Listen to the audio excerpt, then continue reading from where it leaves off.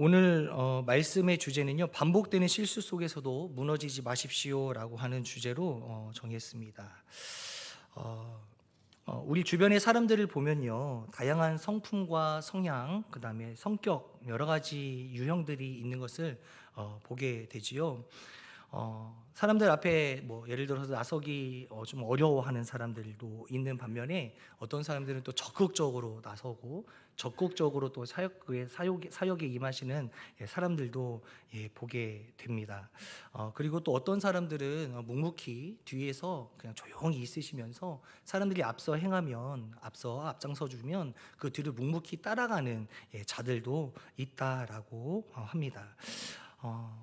오늘은 제가 한 사람을 소개를 하려고 합니다. 그런 여러 가지 유형에 있는 사람들 가운데에 이 사람은 늘 나서기를 참 좋아하는 사람이다라고 하는 것이죠. 그리고 말도 엄청 많습니다. 말도 엄청 많고, 그리고 꽤 적극적인 사람임에 틀림이 없습니다. 그러나 이 사람이 이야기하는 대부분의 결과를 보면 결국은 앞장서서 애쓰는 것보다는 성공한 사례가 별로 없다라는 것이죠. 늘 실패한다라는 것입니다.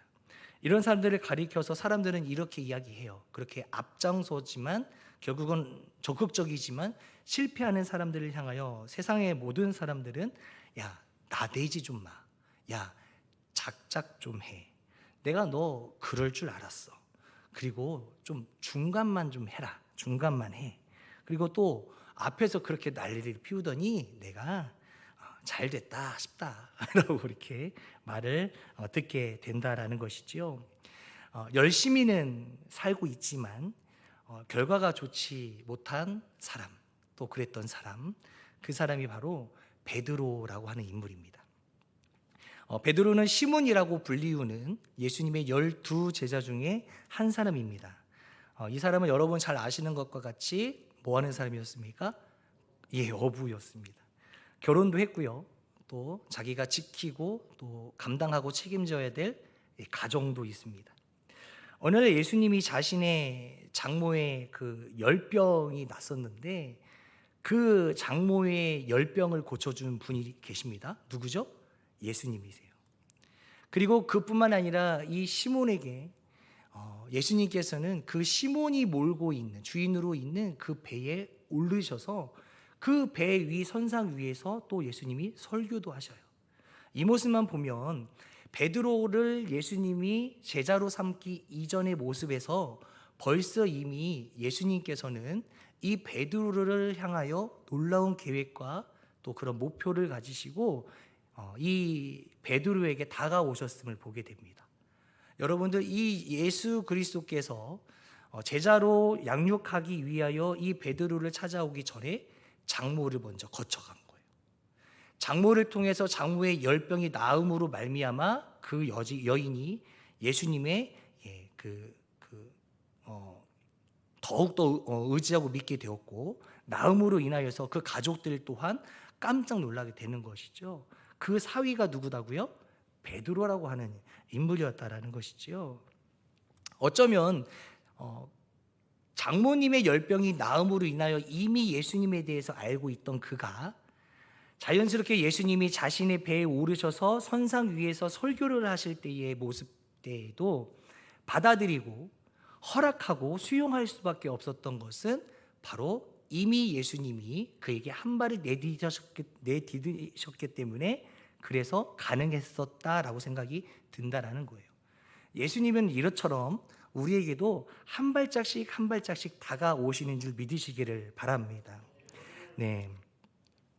그런데 베드로의 삶은 항상 늘 시도가 많았던 사람이지요. 열심히 살아왔던 사람이었어요. 그러나 아까 앞서 말씀드린 대로 결과는 늘 좋지 못했다라는 것이죠.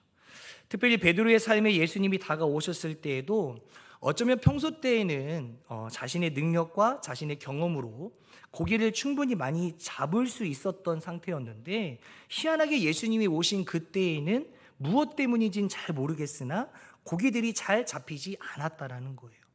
그래서 잘 잡히지 않았기 때문에 일찍 이 배의 머리를 돌려서 다시 돌아왔다는 거죠. 육지에 배를 대고, 그리고 뭐를 했죠? 바로 그물을 정리를 하기 시작합니다. 그때 그물을 정리했었을 때 예수님이 오셨어요. 그날도 이 베드로에게 있어서는 또 한 번의 실패한 날이었다라는 겁니다. 어쩌면 그의 인생의 스스로의 모습을 어쩌면 여실히 드러내고 있는 날이 아니었을까라는 생각을 하게 된다는 것이죠. 누가복음 5장 3절로부터 8절의 말씀에 보면 이런 말씀이 써 있습니다. 시작. 예수께서 한 배에 오르시니 그 배는 시몬의 배라. 육지에서 조금 떼기를 청하시고 앉으사 배에서 무리를 가르치시더니 말씀을 마치시고 시몬에게 이르시되 깊은 데로 가서 그물을 내려 고기를 잡으라. 시몬이 대답하여 이르되 선생님 우리들이 밤이 새도록 수고하였으되 까지만 들어보면 예수님의 말에 불순종할 것 같은 느낌이 나지요. 근데 여기서 참 극적인 것은 그 다음에 계속 읽어보면 잡은 것이 없지만은 말씀에 의지하여 내가 뭐를 내리리라? 그물을 내리리라 하고 나서 이제 이 그물이 어떻게 돼요? 찢어질 정도로 고기가 많이 잡힌 거죠. 그리고 얼마나 많이 잡혔는지 한 배에 다 실지 못해서 주변에 있는 배를 불러서 두 배가 아주 가득가득 차게끔 될 정도로 많이 잡았다라는 것입니다. 이 모든 사실들을 겪었던 이 베드로는 그때 예수님의 무릎에 꿇을 수밖에 없었던 거죠. 예수님께서 자신의 장모의 열병을 낳아주셨고 그리고 또 이 자신의 배에 오르셔서 예수님이 설교를 하셨던 그 말씀을 들었을 때 그리고 그 들었음으로 말미암아 그 말씀에 순종함으로 자신보다 고기를 잡아본 적이 없는 이 목수 출신이었던 예수님의 말씀을 그대로 받아들여서 깊은 곳에 가서 그물을 내렸더니 뭐예요? 고기가 많이 잡히는 놀라운 역사가 일어났다라는 사실이지요. 그 사실 앞에 이 베드로는 예수님의 무릎 아래에 엎드릴 수밖에 없었다라는 거예요. 그래서 8절 말씀에 보니까 예수의 무릎 아래에 엎드려 이르되 주여 나를 떠나소서 나는 죄인이로소이다 하니라고 고백을 할 수밖에 없다라는 것이죠. 어쩌면 스스로 자신의 지금까지의 삶을 총정리하여서 한마디로 표현한 말이 바로 방금 읽었던 나는 죄인이다 라고 하는 말이라는 거예요. 어쩌면 나를 피하라, 너희를 피하라 한번 해봐, 너를 소개 한번 해봐 라고 이야기하면 많은 사람들은 저는 어렸을 때부터 어떤 일을 겪었고 저는 어렸을 때부터 어떤 일을 겪으면서 돈을 얼마나 축적했으며 그리고 내가 지금 가게를 몇 개를 가지고 있고 내가 차는 어떤 차를 몰고 있으며 지금 내 통장에는 돈이 얼마만큼이 쌓여 있다라고 자랑할 만도 한데 그러한 것을 자랑하는 것이 아니라 이 모든 것을 종합적으로 다 보니 결국은 남는 것은 무엇이냐면 빛으로 오신 예수 그리스도 앞에 드러나 있는 것은 결론적으로 내 죄다라는 거예요. 그래서 자신의 소개를 나는 죄인입니다라고 이야기하는 거예요. 예수님은 분명 이 인간들과는 다른 삶을 살고 있는 분이라는 것을 느꼈던 거예요. 말씀을 통해서 사역과 열정과 사역과 일들을 통하여 예수님이 하신 사역들을 통하여 예수님은 일반 사람들과는 다른 존재야라는 것을 아는 거예요. 그리고 그게 그분이 신의 영역에 있는 분이라는 것을 깨닫게 되는 거예요. 그분이 내게 나 같은 비천한 자에게 나에게 부족한 자에게 능력도 없고 죄가 가득한 나에게 오셨다고? 예수님이 밀리지 않으신다면 내가 밀려날 수밖에 없을 것 같은 느낌. 그런 거를 이 베드로가 스스로가 겪었다라는 사실입니다. 말씀을 듣고 나니까 내 인생의 민낯이 드러난다라는 거예요. 말씀을 듣고 말씀에 순종하고 그 결과를 보니까 좋은 결과가 맺어졌어요. 내가 살아온 내 인생과 내 뜻대로 내 마음대로 되지 않았었는데 이 예수님이라는 분은 이분의 인생을 살펴보니 그분 인생대로 그분 뜻대로 모든 것들이 되더라라는 거예요. 그렇지 않아도 자신의 장모의 열병을 치유하셨더니 그 예수님을 소식을 듣고 나서 이미 알고는 있었지만 그분이 정확히 누구인지 마음 가운데 받아들이지 않았었지만 이제는 알게 된 거예요. 시몬 베드로에게 찾아오신 그 예수님이 어떤 분이라는 것을 깨닫게 되는 거다라는 거죠. 그 순간 큰 해머로요 머리를 맞은 것 같은 엄청난 충격을 가져다 주었다는 거예요. 엄청난 놀라움이 충격을 갖다 준 거예요. 내가 인생을 잘못 살았구나. 내 인생에 내가 너무 교만했구나. 그리고 말씀을 들어보니 내 삶들이 늘 답답했었는데 지금 말씀을 통하여 나를 바라보니까 내 모든 것들, 보이지 않았던 모든 것들이 보여지는 것과 같이 느껴지는 거예요. 그러니 이 죄성이 드러나니까요, 이게 스스로가 무너지는 거예요. 누구 앞에요? 예수 그리스도 앞에 무너지는 거예요. 내 자신감, 내 자존감, 내 경험과 내 노하우, 이 모든 것들을 내려놓고 주님 앞에 무릎이 풀려서 엎어질 수밖에 없는 나약한 존재로 주님 앞에 나타나게 되었다라는 거예요. 그런데 그런 인생을 살았던 베드로, 또 이러한 고백을 했던 이 베드로에게 예수님께서 친히 오셔서 그에게 놀라운 비전을 하나 던져주세요. 누가복음 5장 10절로부터 11절 말씀에 보면 이렇게 써 있습니다. 시작. 세베대의 아들로서 시몬의 동업자인 야고보와 요한도 놀랐습니다. 예수께서 시몬에게 이르시되 무서워하지 말라. 이제 후로는 네가 사람을 취하리라 하시니, 그 다음에 11절, 그들이 배들을 육지에 대고 모든 것을 버려두고 누구를 쫓았다고 그래요? 예수님을 쫓았대요. 이전에는 내 삶이 주인공이었어요. 내가 주인공이었죠. 지난 삶을, 이러했던 모든 삶들을 내려놓고 이제는 희망이라고 하는 예수 그리스도를 붙잡은 거라는 거예요. 답이 없던 자신의 인생의 방향을 이제는요, 견고하게 변경한 거예요. 노선을 제대로 타기 시작했다라는 겁니다. 그래서 이 베드로가 나중에 누가복음 9장에서 20절 말씀에 뭐라고 고백하냐면, 예수님 앞에 예수께서 이르시되 너희는 나를 누구라 하느냐라고 물어봤을 때 이 베드로가요, 하나님의 그리스도이시니다 라고 해요. 이게 중간에 뭐가 하나 빠졌는데 그게 뭐냐면, 다른 이제 복음서를 보면 하나님의 아들 그리스도시다라고 이야기를 해요. 이 그리스도가 곧 하나님이라는 사실을 깨닫게 된 거예요. 구약시대 때부터 쭉 전해 내려왔던, 구전을 통해서 전해 내려왔던 그 여호와 하나님, 바로 이분이다라는 사실을 확실히 알게 된 거라는 거예요. 그런데 여러분, 우리가 여기서 오해하면 안 돼요. 그렇다고 해서 내가 이렇게 고백했다고 해서 우리 인생이요 늘 하나님 앞에 보호받는 건 아니에요. 누구에게 달렸냐면 어쩌면 나의 선택에 달린 것일 수도 있어요. 하나님께서 우리에게 자유의지를 주셨지 않습니까?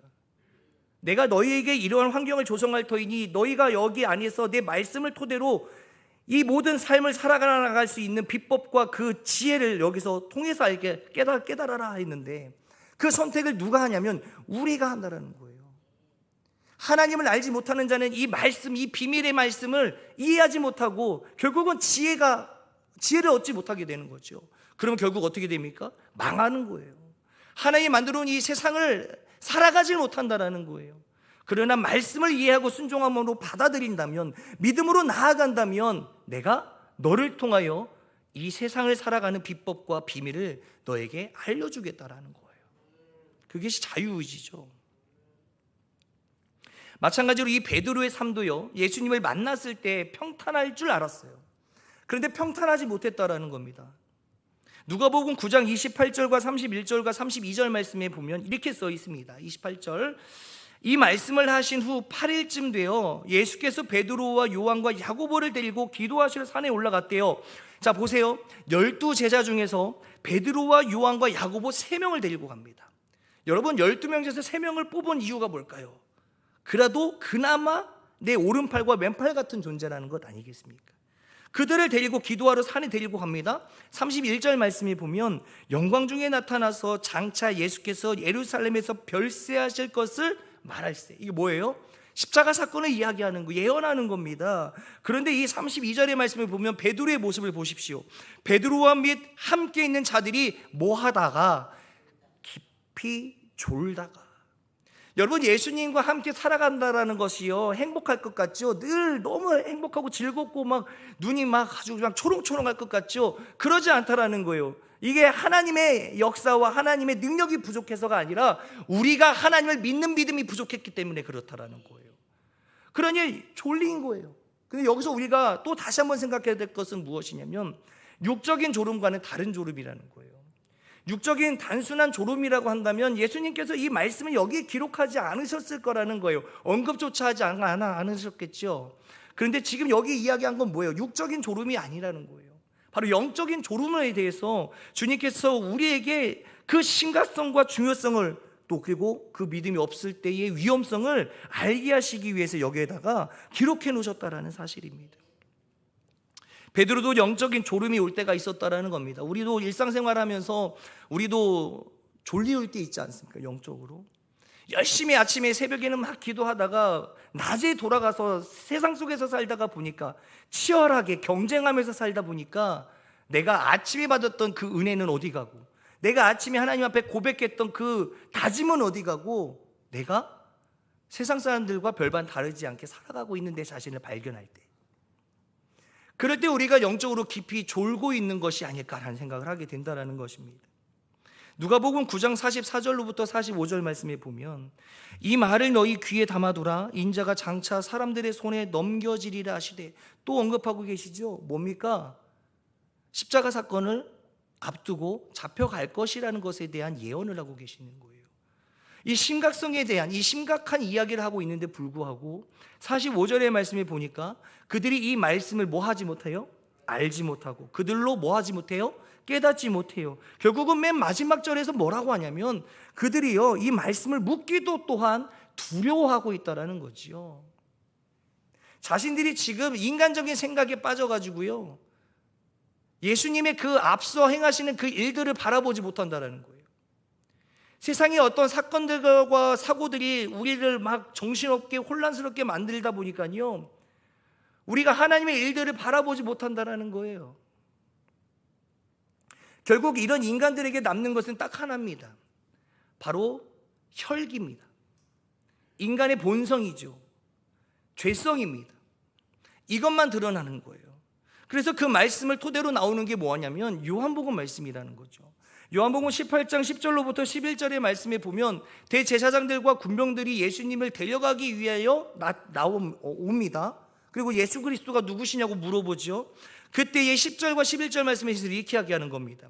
이에 시몬 베드로가 칼을 가졌는데 그것을 빼어 대제사장의 종을 쳐서 오른편 귀를 베어버리니 그 종의 이름은 말고라. 11절, 예수께서 베드로더러 이르시되 칼을 칼집에 꽂으라. 아버지께서 주신 잔을 내가 마시지 아니하겠느냐 하십니다. 이거 거꾸로 읽어보면 이렇습니다. 아버지께서 주신 잔이라는 것은 뭐예요? 하나님 아버지가 나에게 하라고 명령하신 하나님의 계획이에요. 근데 그 계획을 하는 데 있어서 지금 누가 망치고 있냐면 혈기 부리는 자로 인하여 망치게 생겼다라는 거예요. 하나님의 말씀을 믿지 못하고 의지하지 못하고 순종하지 못하고 받아들이지 못하는 자들, 하나님을 잃어버리고 잠시 잠깐 세상 것에 빠져가지고 거기서 헤어나오지 못하는 인간적인 죄성의 본질을 드러내는 사람들, 그런 사람들 때문에, 그런 혈기를 나타내는 자들 때문에 예수 그리스도의 이 사역이 자칫 망할 수 있는, 실패할 수 있는 요인이 된다라는 거예요. 이것이요 베드로에게는 참으로 잘못할 뻔했던 일이에요. 사실 잘못했죠. 근데 그 사고를 누가 치유해 주셨어요? 예수 그리스도께서 떨어진 귀를 다시금 붙여주셨어요.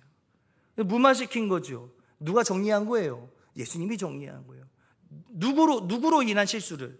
인간으로 인한 혈기왕성한, 혈기 부리는 자, 죄성의 본질을 앞세우는 자를 대신하여 주께서 그거를 무마시킨 거예요. 하나님이, 예수님이 이런 분이라는 거죠. 우리의 실수를 아시고 그거를 해결하시는 분이라는 거예요. 근데 여기서 끝나면 참 행복하겠죠. 근데 이 이후에 또 베드로가 엄청난 죄를 저지릅니다. 누가복음 22장 54절로부터 60절 말씀에 보면 읽진 않겠습니다. 길어요. 그냥 이렇게 설명을 해드릴게요. 예수님께 누가 3번 부인하죠?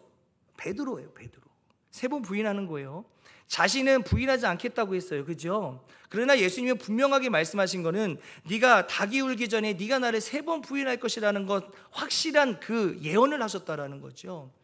그런데 여기 보니까 누가복음 54절에서 예수를 잡아 끌고 대제사장 집으로 예수님이 들어가는 장면을 보자 이 베드로가 예수님을 어떻게 따라가냐면 멀찍이 따라간다라는 거예요. 여러분, 예수님은 지금 심각하게 잡혀가는 거예요. 그리고 그 전부터 수없이 설교를 통하여 예수님께서 예언하시고 말씀하셨어요. 앞으로 이런 일들이 일어날 거야. 그리고 앞으로 내가 너희들에게는 없을 거야. 앞으로 너희들은 이렇게 살아야 돼. 설교를 그렇게 열심히 했건만 이 제자들의 반응은요, 그 설교를 듣고 은혜 받고 기도함으로 준비한 것이 아니라 도망치기 급급했던 거예요. 왜요? 예수님의 그 예언을 받아들이지 않은 거죠. 예수님이 잡혀가는 순간 도망가는 거예요. 뿔뿔이 흩어지는 겁니다. 예수님이 생각했던 가장 오른팔, 가장 중요하게 사랑했던 제자를 보십시오. 멀찍이 떨어져서 예수님을 따라갔다라고 해요. 그 가운데에 사람들이 다가옵니다. 예수님과 함께 있던 자 아니야? 내가 참으로 이 사람을 예수님과 함께 있는 그 자리에서 보았다 했을 때마다 이 베드로의 반응이 뭐라고 그래요? 저는 그런 적 없어요. 저는 알지 못합니다. 나는 아닙니다. 그렇게 이야기하는 거예요. 이 사람은 나는 네가 하는 말을 알지 못한다 라고 계속 부인합니다. 그 말을 하고 있을 때, 마지막 세 번째 부인하고 있을 때, 그때 닭이 울지 않습니까?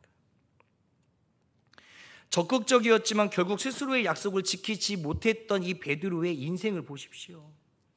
예수님과 함께 살았던 삶이었지만 인간의 죄성은 계속 드러날 수밖에 없는, 그래서 그 죄성은 어찌할 수 없다라는 것, 그것을 이 베드로 사도를 통하여 우리에게 보여주신다라는 겁니다.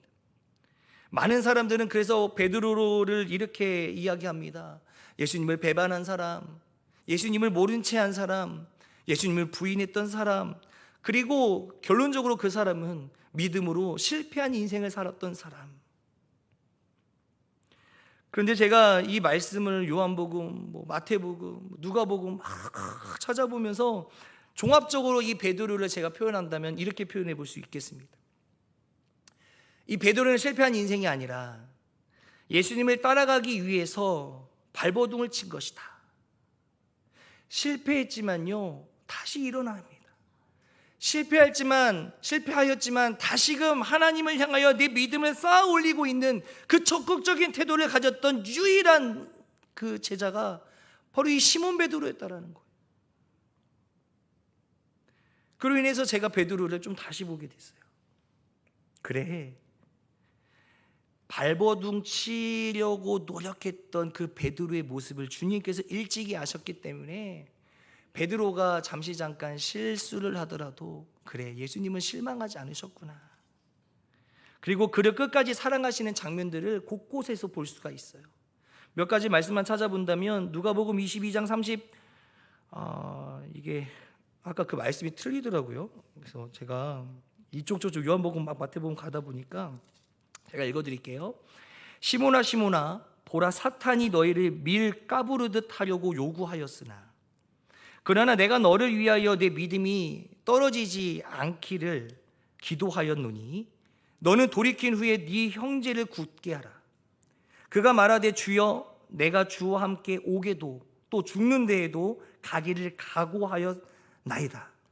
이르시되 베드로야, 내가 내게 말하노니 오늘 닭 울기 전에 네가 3번 나를 모른다고 부인하리라 하시니라. 여러분, 이 장면에서요 제일 중요한 포인트가 뭔지 아십니까? 32절 말씀이에요. 그러나 내가 너를 위하여 네 믿음이 떨어지지 않기를 기도했다. 이 말씀 한 이후에요, 네가 나를 3번 부인한다고 이야기해요. 다시 말하면 예수님이 그를 향하여 실망하셨다면 네가 나를 3번 부인할 거야 라고 말만 하지 그 전에 축복 기도는 해주지 않았을 거라는 거죠. 근데 예수님은 그를 사랑하셨어요. 그래서 예수님께서는 그를 위해 기도해 주신 거예요. 예수님은 모든 사실을 이미 알고 있음에도 불구하고 그렇게 기도해 주셨어요. 그리고 축복해 주셨어요. 그리고 사랑으로 안아주셨어요. 아까 말씀드렸던 것처럼 누가복음 22장 54절 말씀에 보면 예수를 잡아 끌고 대제사장의 집으로 들어갈새 베드로가 멀찍이 따라가니라. 예수님과의 관계 속에 하루아침에 멀찍하게 떨어져가 버린 내 인생을 발견하게 됩니다. 저도 이 말씀을 통해서 묵상하면서 어제 새벽에도 계속 제 인생을 발견하게 되었어요. 저는 죄를 짓는 날, 마음이 불편한 날 제가 하는 행위가 하나 있습니다. 집에 거울 앞에 앉아 있는 거예요. 네, 집에 거울 앞에 앉아가지고 그날따라 막 너무 부끄러운 날, 저 거울을 통해서 제 얼굴을 이렇게 봅니다. 그러면요, 창피해서 쳐다를 보지를 못해요. 그러면서 하나님 앞에 기도하는 거예요. 주님, 내가 이렇게 제 얼굴을 쳐다보지 못할 정도로 제가 너무나도 부끄러운 행동을 했습니다. 주님, 용서해 주세요. 지금도 여전히 힘든 날, 또 창피하고 부끄러운 날 거울 앞에 섭니다. 네, 저번 주도 섰어요. 네, 쓰는데 아마 예수님도 그러지 않으셨을까, 또 베드로도 그렇지 않았을까. 예수님을 배신하지 않고 부인하지 않겠다고 했는데 부인을 했죠. 하고 나서 그 다음에 놀라운 일들이 일어나요. 예수님, 잡히신 예수님과 부인했던 베드로가요, 잠시 잠깐 눈을 마주할 때가 생겨요. 그게 누가복음 22장 61절로부터 62절까지 말씀이에요. 시작. 주께서 돌이켜 베드로를 보시니 베드로가 주의 말씀 곧 오늘 닭 울기 전에 네가 3번 나를 부인하리라 하심이 생각나서 밖에 나가서 심히 통곡하니라. 죄를 짓고 집에서 거울을 보았을 때 참 창피하다고 생각이 들었는데, 제가 그런 감정처럼 아마 예수님과의 눈이 마주쳤던 이 베드로, 자신이 저지른 이 실패가 너무나도 창피했을 거란 생각이 듭니다. 베드로, 그죠? 잘하고 싶었기 때문에 열정적으로 하지 않았습니까? 자신의 성격상 남들보다 큰 목소리와 큰 액션으로 예수님을 따라다녔던 사람이 바로 이 베드로였습니다. 그러나 그는 매번 일어나려고 할 때마다 실패에 좌절하고 말아요. 넘어지고 말아요. 쓰러지고 말아요. 그러나 그때마다 예수님께 실망을 드렸던 것인데, 그래서 사람들에게 좋은 평을 얻지 못했던 사람인데, 근데 중요한 사실은 무엇인지 아십니까? 그러나 그런 주님이 너의 모든 것을 내가 안다.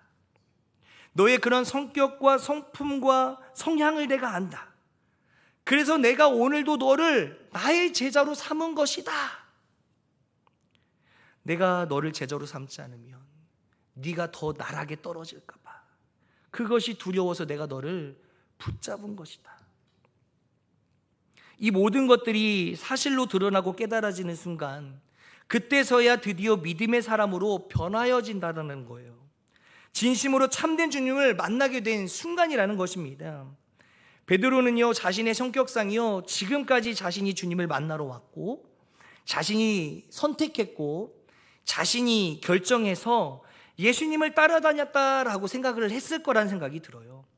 그러나 진실은요, 예수님이 자신을 선택해 준 거예요. 예수님의 결정으로 제자가 될 수 있었습니다. 그리고 예수님께서 불러주셔서 따라다닐 수 있게 되었다라는 겁니다. 그런데 그런 예수님이 지금 떠나셨어요. 베드로의 마음 가운데에 미친 듯이 주님이 보고 싶었을 거예요.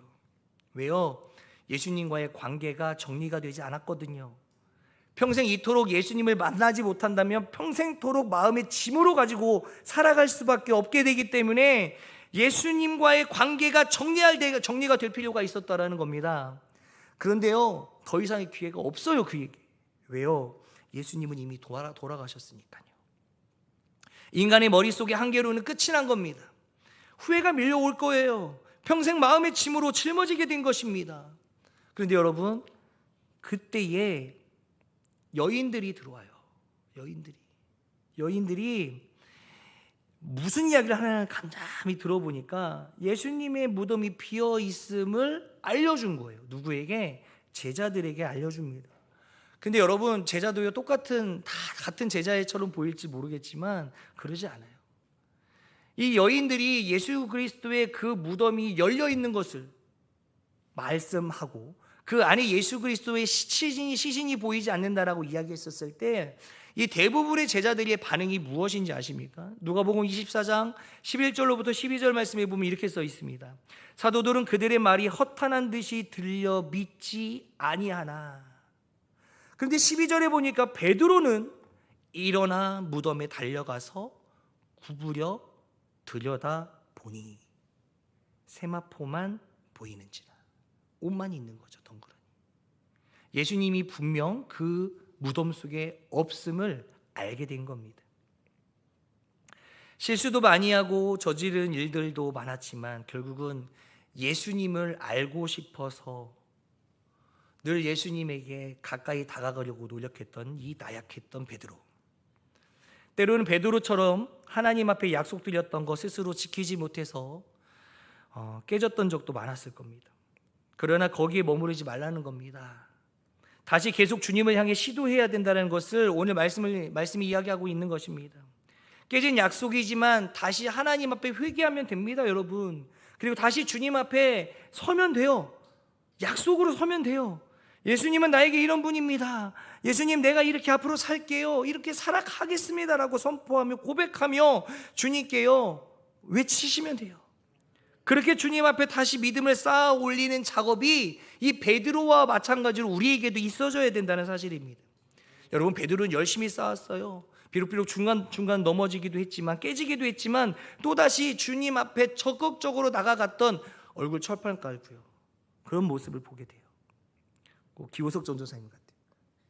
담임 목사님이 장난 삼아서 하시는 말이에요. 사랑하니까. 기호석 전도사님 못 믿겠어. 기호석 전도사님 그만 좀 먹지 말라고 애들 좀 주라고 막 말을 해. 근데 결국은 사랑해서 그래요. 그렇게 기호석 전도사님도 목사님께 잔소리를 많이 듣는 것 같지만 오히려 더 목사님께 적극적으로 나가는 기호석 전도사님의 모습을 저는 보았어요. 예수님과 베드로의 관계도 그렇다라는 거예요. 알콩달콩. 실수해도 넘어져도 다시 일으켜 세워주고, 또 그런 거에서 넘어져가지고 영적으로 죽어가는 것이 아니라 다시 떳떳해지고 하나님 앞에 주님, 내가 다시 주님을 사랑하겠습니다. 이렇게 적극적인 행보가요 우리 믿음의 사람들에게 필요하다는 거예요. 마음이 약해지면 안 된다는 겁니다. 마음이 약해지는 순간 넘어졌을 때 못 일어나요. 우리는 예수님을 의지하는 자가 되기를 간절히 원합니다. 말씀을 맺으려 합니다. 하나님이 창조하신 이 모든 세상의 피조물들에게는 한 가지의 공통점이 있습니다. 그것이 무엇이냐면 관리가 되지 않으면 그 상태를 유지할 수 없다라는 겁니다. 맞습니다. 하나님이 그렇게 우리를 창조하셨어요. 유지하기 위해 우리가 해야 하는 것을 하나님을 통해 깨닫게 되는 거라는 거예요. 베드로의 인생도 혼자서는 유지할 수 없는 인생이었다라는 거예요. 아니, 그렇게 하나님이 창조하셨다라는 겁니다. 오늘 하나님께서는 우리에게 혼자는 유지할 수 없는 인생을 일깨워 주신 거예요. 그러니 곧 나를 의지하라. 그 말씀이 뭐예요? 너를 통하여 사람 낚는 어부가 되게 하리라. 그러니 이 베드로가 뭐 한 거예요? 모든 것을 내려놓고 예수님을 쫓아간 것 아니겠습니까? 그 말은 예수님의 콜링에 응답한 거예요. 예수님이 나를 따라라 말씀하셨을 때 내가 주님을 따라가겠습니다라고 나아간 것 아니겠습니까? 그것이 바로 곧 나를 의지하라라는 거예요. 여러분, 우리의 인생은요, 우리의 인생이 내 개인의 삶인 것처럼 보여질지라도 그것이 아니라 하나님 없이는 절대적으로 한 발짝씩 나아갈 수 없는 그러한 연약한 인생이라는 사실을 꼭 깨달았으면 좋겠습니다. 그러면서 하나님과의 관계의 중요성을 우리가 모두가 깨닫는 우리가 되기를 소원합니다. 베드로도 예수님과의 관계 회복을 위해 늘 애썼고 또 도전했고 또 여전히 나아갔습니다. 실패했지만 계속 다시 관계 회복을 위해 노력했습니다. 우리의 믿음은 어느 정도입니까? 하나님과의 관계는 어느 정도 회복이 필요할까요? 우리도 하나님과의 관계에서는 소극적인 태도가 아니라 적극적인 태도로 주님께 나아가기를 소망합니다. 더불어 우리의 믿음도 또 우리의 신앙도 우리의 인생도 누구를 의지하고 있는가를 생각해 보았으면 좋겠습니다. 내가 예수님을 만나게 된 이유, 그것은 나를 찾아오신 예수님의 특별한 은혜가 있었음을 기억하셨으면 좋겠습니다. 오늘의 말씀의 주제처럼 반복되는 실수 속에서도 여러분 무너지지 마십시오. 오늘도 나를 위해 하루를 예비하신 그 예수님의 의도를 깨달아 알아서 나아가는, 예수님과 동행하는 우리 모두가 되기를 간절히 소원합니다.